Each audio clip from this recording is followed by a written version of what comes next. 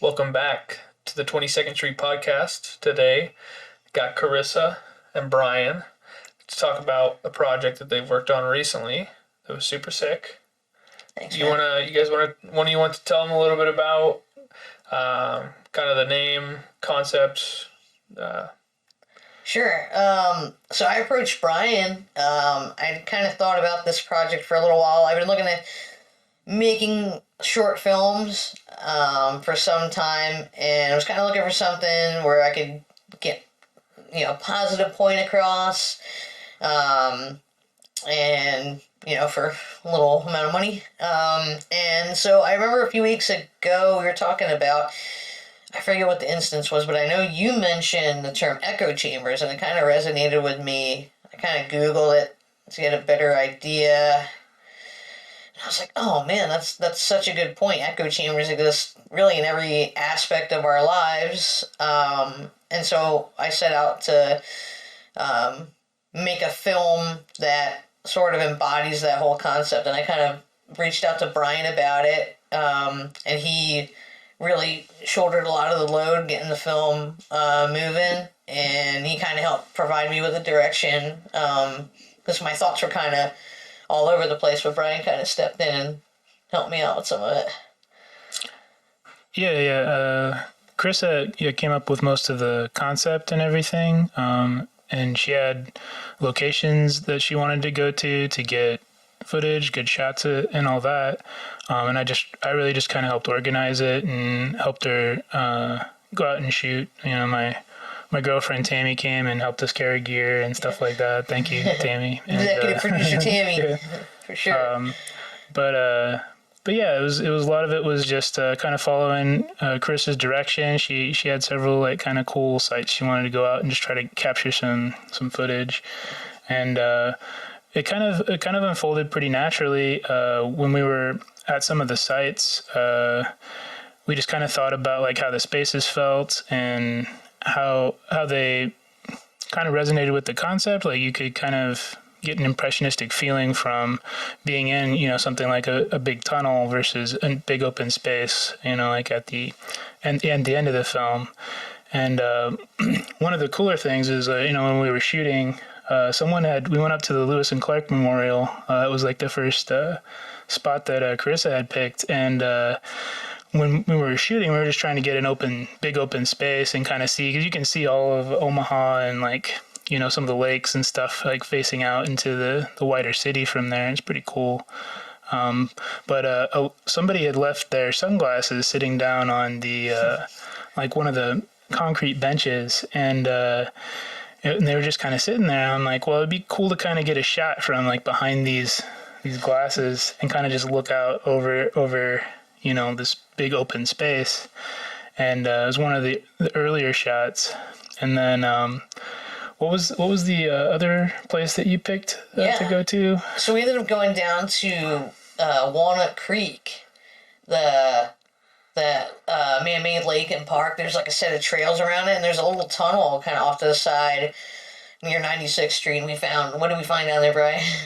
Yeah, so you wanted to do a shot where we got this really long kind of darker tunnel, so you could just kind of have this echoey space. And after we did the shot where you kind of walked down the tunnel and kind of faded into this little light square at the end of the tunnel, I was looking down and there was another set of sunglasses that were just like crushed. Like people had rode over them with bikes, and the lens was popped out, and they were just sitting there. So I'm like, well, like that's a weird coincidence. So weird, man.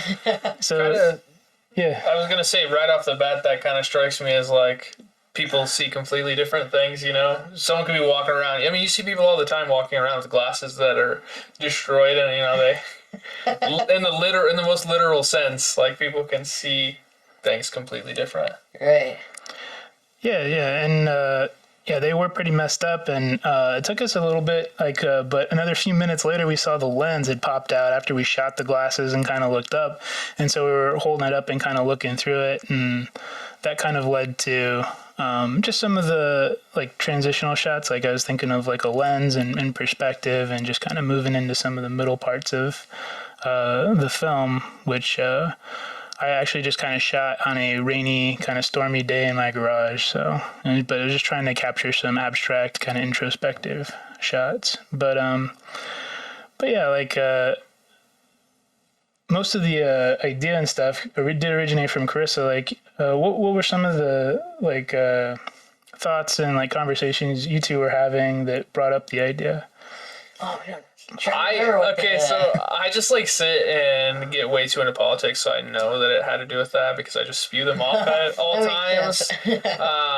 So it probably had something to do with that, but I'm pretty sure you asked me what that was, and then like we went off from there because it's definitely not just in a political environment. I mean, echo chambers are in daily life. What exactly was kind of your thought around what an echo chamber would mean outside the literal sense? Right, well, that's kind of what I set out to do with the film. So I thought of a few places where you could literally hear your echo, sort of in a wide open space, and then, more of a closed-in space. And so I started thinking of a way to demonstrate just how wide this net is cast when it comes to echo chambers in our lives, and just to try to help, people maybe just keep an open mind when it comes to certain ideas, not necessarily suggesting one way or another, but just being, sort of more open to it, and maybe just aware that these chambers have quite a bit of influence over how we feel every day. From your home to your workplace, I mean, pretty much anything can be an echo chamber in one way or another. Everyone thinks in a certain way, and then the way that people project themselves outward in environments kind of makes you reactive too. Right. So, like a lot of, it just kind of reminds me of family events and things like that, where it's like everyone has to keep their mouth shut so that, the house doesn't burn down or whatever. Oh, Aunt Connie's coming over, you better just be quiet about, you gotta, keep your opinions to yourself, or, can't really, I love, like, the concept of breaking out of things like that. Like, I've never been a normal person. I don't think I would put myself in like the class of things. I always question things at all times, especially tradition. If anything's like super traditional and people have to point out like, oh, why is this, like, why are you going against the grain? Sure. And it's just in like the weirdest sense, like people like tattoos and hair dyeing and things like that. Even it's like, dude, why do people still think in the ways that they do? Why, it's such a common thing, and if you just sit down and talk to people, you can almost always let out why, in a genuine way, why you feel a certain way and why someone else feels a certain way, and it doesn't have to end in arguments and anything. Yeah, I think one of the reasons when Carissa approached me on the film that it spoke to me is I'm not a political person at all, and I don't really get into too much of politics, but like in the last couple of years, a lot of family and my friends, some of my friends have been really polarized on either side of two arguments, and I think a lot of people can relate to, like we mentioned earlier, like dinner conversations going over with your family, and just some of the stuff that my parents would say from one group of thought, and maybe my brother or some other people that I would know, like, and I've seen kind of some unfortunate stuff where probably a lot of people that are around us are really a little bit more in a kind of a moderate in between, but there's these extremes on both sides of all these concepts, and it's like a parabola, and the problem is that like people that are over here looking towards this side, they tend to abstract and see like the biggest extreme of this side, and then when you're looking back, you see the biggest extreme of this other side. Mm-hmm. And there's a lot of fear and just kind of not really looking at people for who they are and all their experiences, but kind of seeing that abstracted person on the other side that fits a set of ideas of what you think of them. And I think a big part of it is just trying to remember that everybody's lives do have a lot of really individual, unique experiences in them, and they're it's just your mom, or it's just your friend, and while they might currently like have a lot of stuff that they're worried about, like kind of reconnect with who they've been like your whole life, and try to remember them for kind of the unique person that they are. And I think that's just been a challenge in these last couple of years to do, and I keep trying. It's definitely not something I can do all the time, but right. No. It's for sure an instinct to like be reactive and not even argue, but just like challenge ideas really quickly, and maybe even like an aggressive way, especially when a lot of the stuff that is geared towards politics and things like that, it's very strong opinions, and maybe they're not even, most opinions in that sphere aren't even like found on like solid like ideas. Like the political universe, just as any others, it's got a lot of buzzwords and things. Like, if I say I disagree with this and someone asks me, well, what is that? And I can't explain it, I probably don't actually disagree, and maybe we can sit down and have a regular conversation. Totally.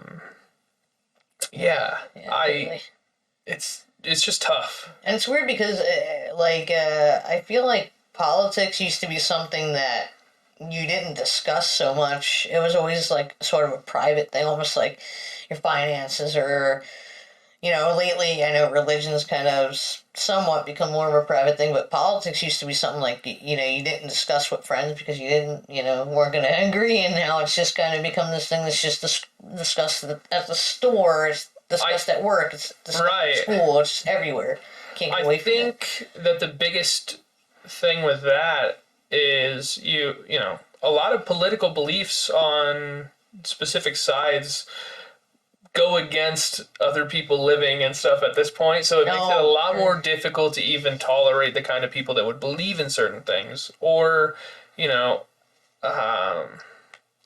not even direct beliefs, but if someone says something and it's kind of aligned with political groups or something, or that's what comes into your head, it kind of brings you back to like, oh shoot, like maybe this person believes that. Do I even want to associate with them? Which is just like a natural bias that we need to overcome, and then sit down and talk to people.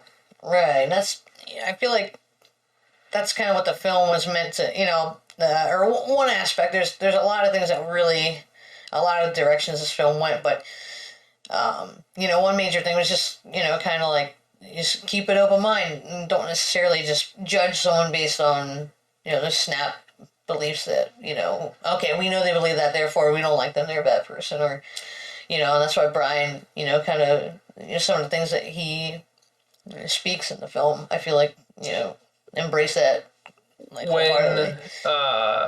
When I came over to Bryan's and we sat down, and I would like, I don't know, when we were having a conversation and I would start to say something and Bryan would walk me back and be like, well, why do you assume this and that? And it kind of really got me on this kick of like trying not to be as divisive, and basically exactly what I was just talking about. The other day, I went to see a senator speak, and on paper they lined up with all of the views that I had, and I was like, cool. I mean, for baseline views, I'm like, sweet, it's just kind of going to be a confirmation thing because there were primaries recently. And I went and watched them speak, and they were so divisive, and it was ridiculous. And I asked questions to try and get them out of the box of being on like a specific side, because in politics, I don't, there's not really a specific side that most people align with. Those are two man-made boxes to kind of keep people divided, in my opinion. And I tried to break this guy out of the box and get him to think a little bit more and talk to me about, other things. And all he could do was blame the other side for everything. And it's like, that it's just so ridiculous. And in daily life, that kind of stuff happens, Oh, yeah. It's That's just a mess. It's a shame. Yeah, it's hard. Like I mentioned with not just family, but I've had a couple of friends that like they'd start kind of watching a lot of a certain couple of channels on YouTube or somewhere else, and then I had another friend watching another set of channels on YouTube, and they're both people that I really liked and got along with normally, but they started fighting with each other because they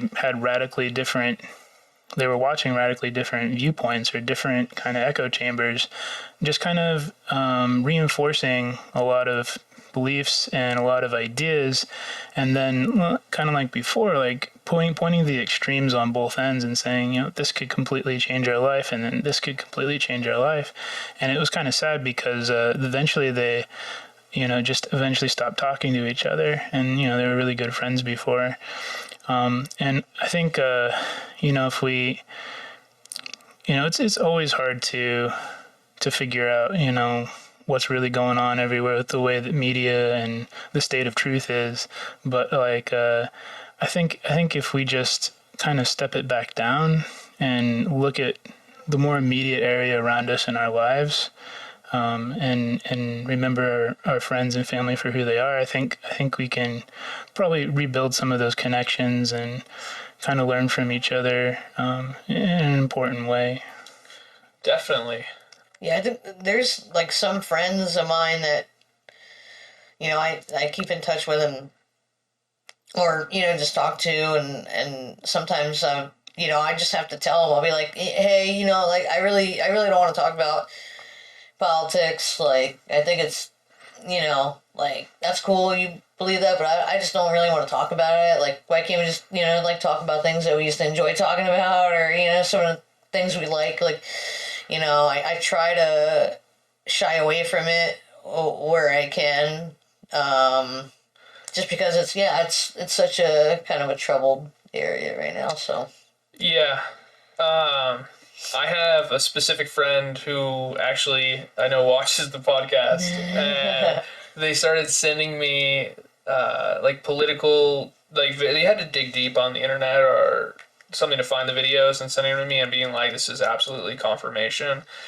of X thing. And I would pull it up and it'd be like a green screen, like horribly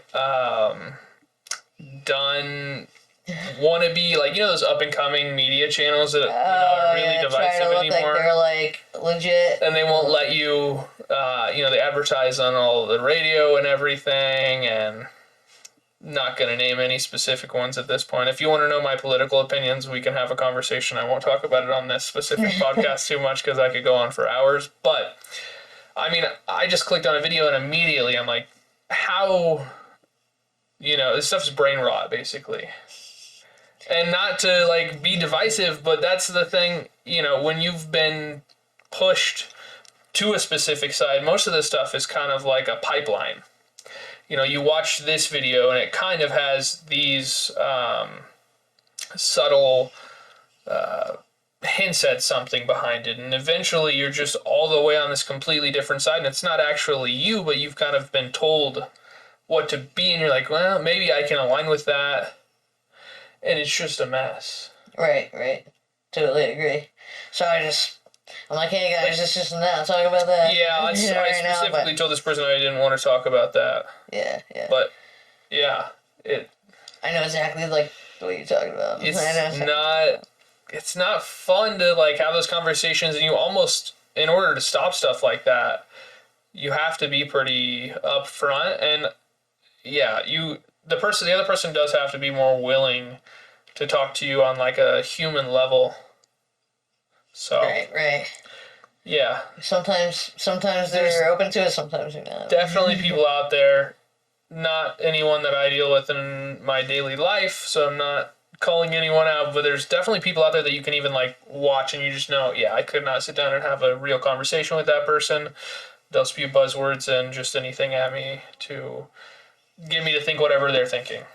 Yeah, and that's part of the real challenge too. And when you run into something like that and there's not that middle ground, like, trying to find a way to reach out or find some middle ground. It was kind of a challenge for me like that with my parents sometimes. But I think like just looking back at, something completely unrelated to topic. And, maybe if it's just something as simple as food you like or a memory you had growing up that's a little more universal, you can kind of build small bridges at a time, maybe.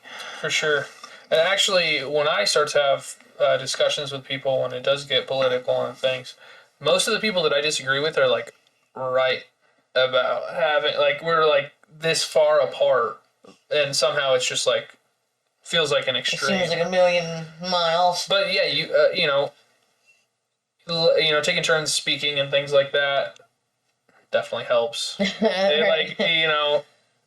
Yeah, both participants have to be willing in conversation, or all participants, I would say. For sure. Yeah, and that's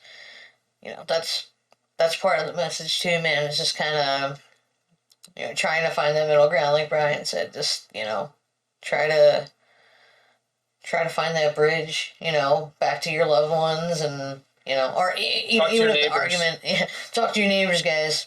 For real. Shout out Eddie.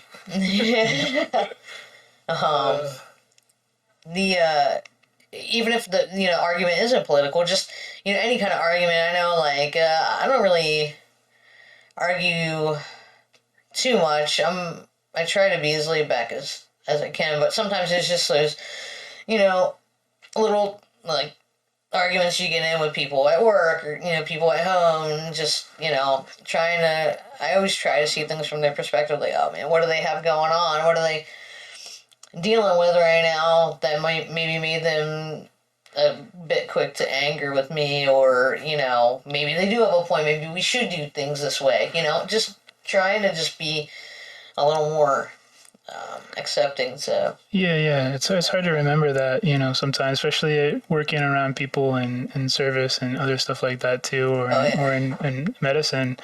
Like, those people sometimes seem unreasonable at first, like they're super mad, but like they got there.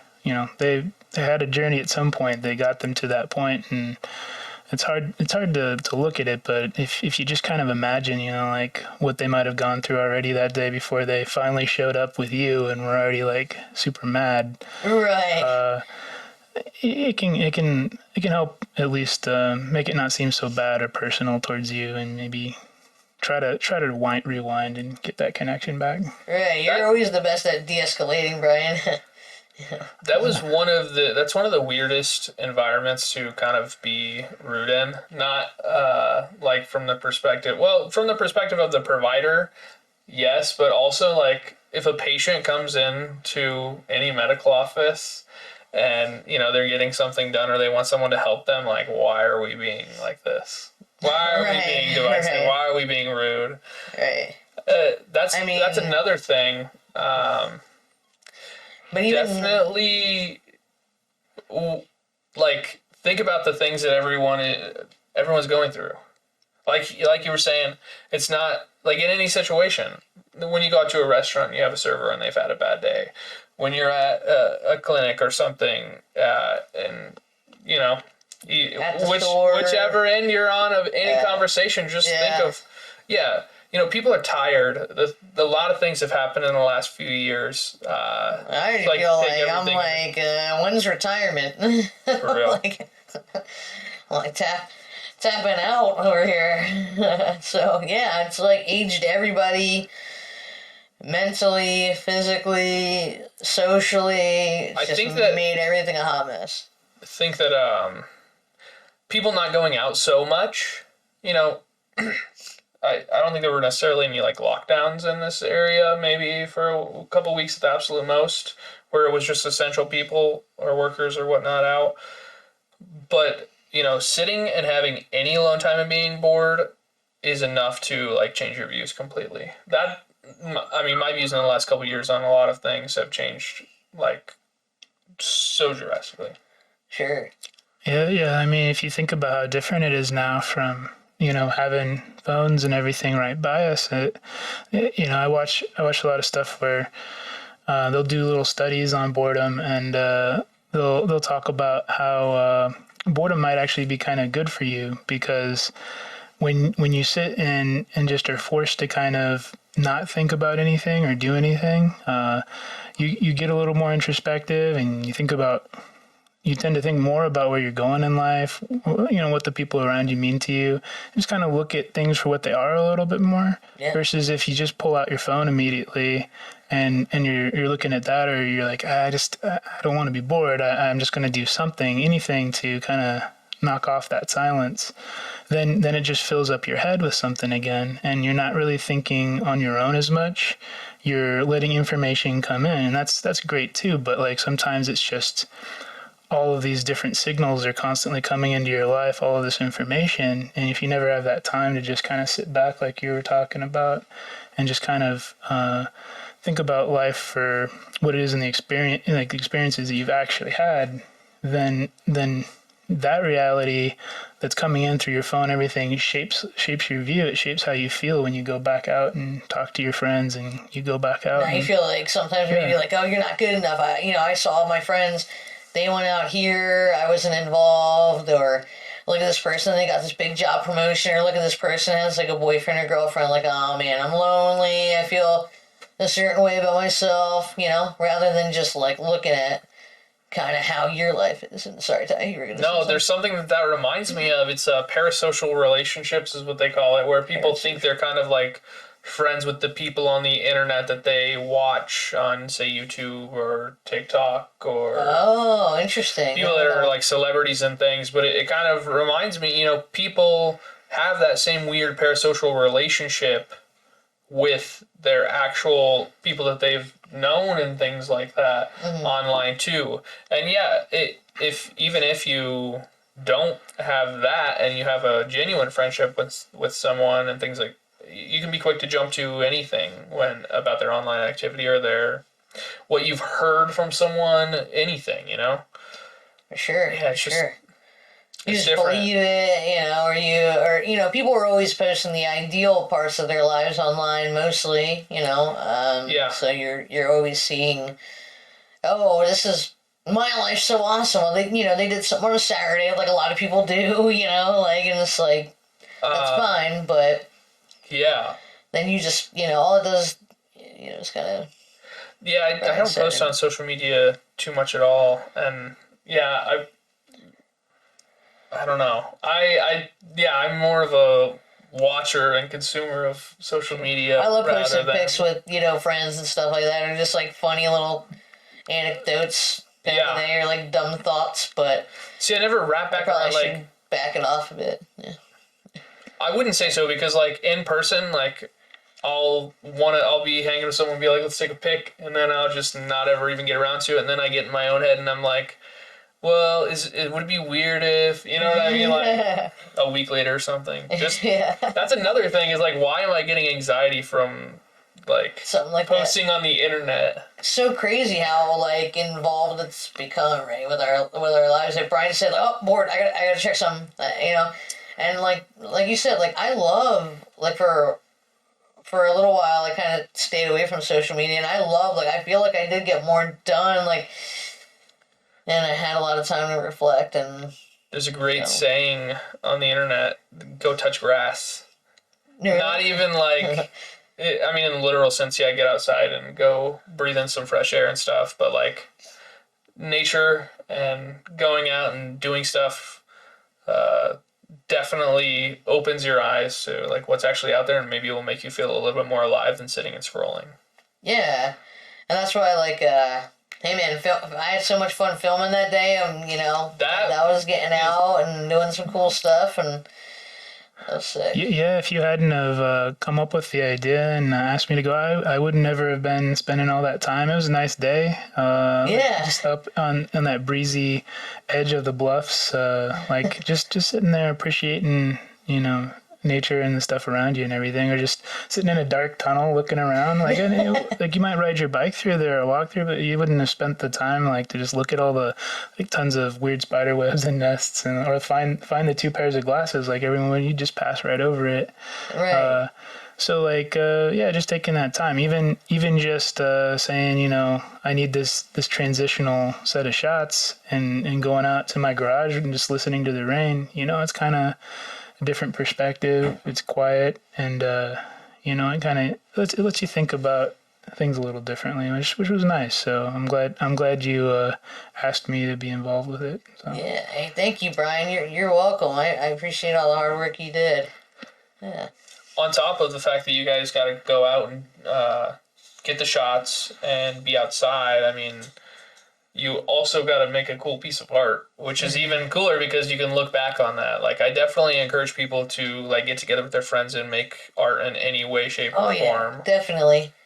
Like, you go sit in a room and doodle in notebooks, or go outside and film things, make a podcast. Yeah. Everybody's doing it. Yeah, and it doesn't have to be perfect, or it doesn't have to be anything besides what you want it to be.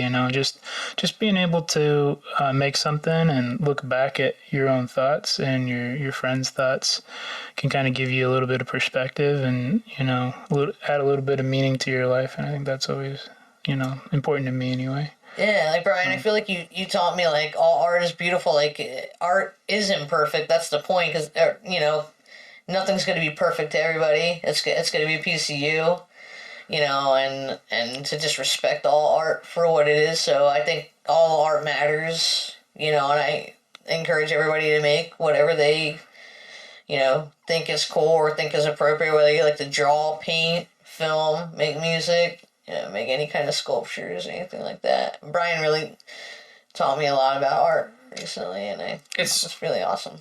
It's also it's really pure when people are inspired from things like that to go make art. If you think of music, the things that you hear on the radio and whatnot are just so manipulated, and there's a lot of stuff that goes into it. And there's probably a lot more anxiety and things that go into stuff like that, and puppet people controlling what you can produce if you're signed to like a label or something. So like the lowest level of art, I always think is pretty cool. Like the less money that's involved and the more people just doing things that they love more so, I guess. It's just like more honest, right? In a way. Right. Even in every aspect of art for the most part. Yeah, absolutely. So to wrap back a little bit into the film itself, there was a scene on the spider webs and the spiders. Mm-hmm. So go ahead and tell me what you kind of thought behind that. Yeah, she was. Carissa was just looking up at the spider webs, and I think she's just she just ad-libbed all that, and was just sick. Talking in there. So yeah, I felt like some people believe that when you see spider webs in your dreams, I'm a very big dream person. Bryan knows this, and it, Tyler. I'm very big into dreams. Not necessarily like reading them like with a dream book, but I'm big into like interpreting them, and I'm big into films and shows and other things, and art in general that kind of embraces dreams and dream logic and all the different aspects, because dreams can kind of be also like art, just kind of whatever your brain makes them. I know that according to a dream book I had growing up, that if you dream of spiders or of spider webs, that it supposedly means that there's people kind of setting traps for you or looking to kind of deceive you or trip you up in life. And so we walked into this tunnel, and there's just this like big light sitting there, and it's got all these cobwebs and all these nasty spider webs with like grass stuck to them. And I'm like, well, this could be read as somebody's perspective, maybe that's a little closed-minded on spiders, because I know I hate them. And so I just kind of, ad-libbed that little line there. I kind of felt like it was appropriate. It was kind of, and then Bryan, we ended up getting a little spooky shot to go along with it. So that's how the spider part came to be. Kind of, I was a little iffy on it too when it came to editing, but Bryan was like, "No, man, it goes in there. It fits." So yeah, the editing is super cool. All of it, the concept, the editing, everything. Yeah, thanks. So to kind of wrap things up, Bryan is actually the artist that made this wonderful piece of art, and chopped it up into different pieces and stuff so we can have different pieces of art from it. So if you want to talk about that for a minute here. Thank you for asking me to make it. It was kind of cool. Yeah, it all came from, I just kind of asked them what they wanted to do for their podcast, and I made a bunch of little bubbles of like random thoughts and ideas, and I just tried to piece them all together and just focus it around the 22nd Street production sign. So pretty straightforward. There's a lot of I've kind of like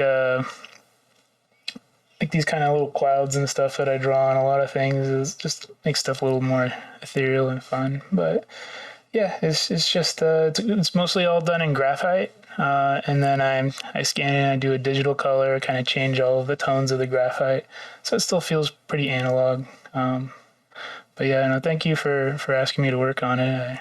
I appreciate it. Thank you for doing it. I remember the first time I saw it, I was like, oh my God. I know. I didn't know what to expect because we had talked ideas and then like you put so much time into it and it still like blew the expectations of what it was away no matter what. I was like, oh my God. And I feel like it's all three of us like embodied into the logo really, because it has parts of you, it has parts of me. Bryan's, has his essence in there. He brought everything together. It's a really beautiful piece of art. If you look at certain parts of it, there's like not even really hidden. There's some like high fashion and sports stuff in there, and on top of the things that we talk about in the podcast and things that have to do with videos and stuff. It's so well layered and everything. So many textures. My big head is in the way, but take a look at it. Yeah, for sure. Thank you. For sure. Now, you have posted this video on your YouTube channel, and we want to promote that. So we're going to put a link to the YouTube channel itself in the description and the video, so everyone check out her channel. Yeah, man, I got echo chambers up there, so be sure to check that out. This is the short film that we discussed in this. And what else you got going on in the future? Yeah, man, I'm working on a couple things, a couple more short films that involve some heavier kind of character plot-driven points. Hoping to, get those kind of rolling here early in the summer, and we'll see what pops out. But stay tuned for more from me. Hopefully more from Bryan too. Yeah, anything that Bryan. Time to give me some. He doesn't have a lot online, so if there's anything that comes up, we'll just throw it in the description anyways, because Bryan rocks. Right. Thanks. If Bryan's, making anything that he wants, us to share, we'll definitely share that with you guys. Yep. That's awesome too. So, All right. Well, thanks for watching. Thanks.